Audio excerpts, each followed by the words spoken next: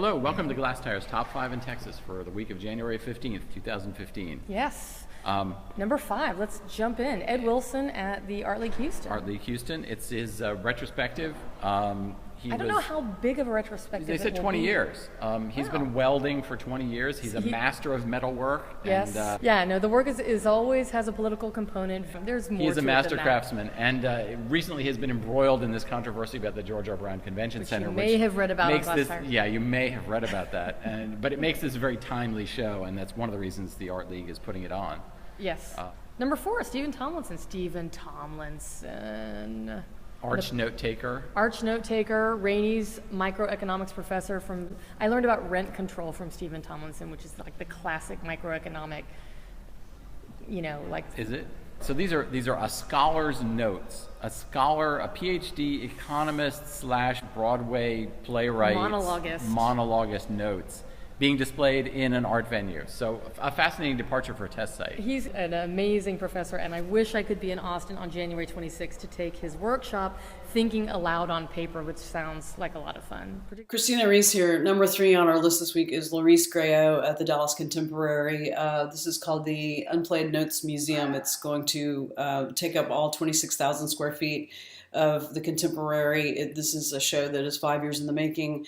Loris Gréaud is this bona fide European art star.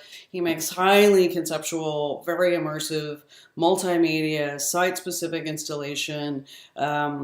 Things have been fairly secretive up till now. He mentioned in an art news piece that it would include heat sensing military cameras, sex as opposed to porn.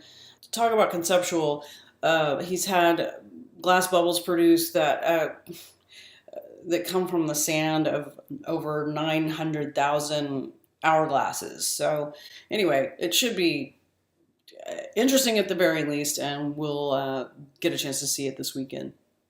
Number 2 on our list this week is the GALLUP Motel Butchering at CENTRALTRAK, a 4-channel video installation by the art collective. It's kind of a Southwest U.S.-based art collective called Post Commodity. It's documentation of a Navajo woman, current-day Navajo woman, butchering a sheep in the bathroom of a motel. The idea is kind of around how things that might be upsetting or disturbing to some communities are just purely practical for other communities. And that's what the conversation will be about with this show. And our top pick for this week is Mel Chin. Everywhere in Houston. Yeah, we're at the Asia Society Texas Center, which is hosting one of the 4 exhibitions. Is a five if you count the 4 official venues and 1 unofficial venue, mounting a 40-year retrospective with over 60 of Chin's works from the 1970s right up till now. He's a master of materials, I would say. Yeah.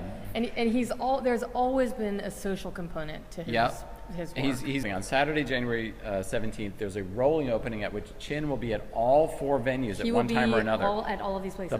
He's also having a show at the Art League. The unofficial show at the Art League. Yeah, it's unauthorized collaborations where he's done stuff that he wasn't supposed to, I guess. So that's the top 5 in Texas for this week. Go see some art. Go see some art.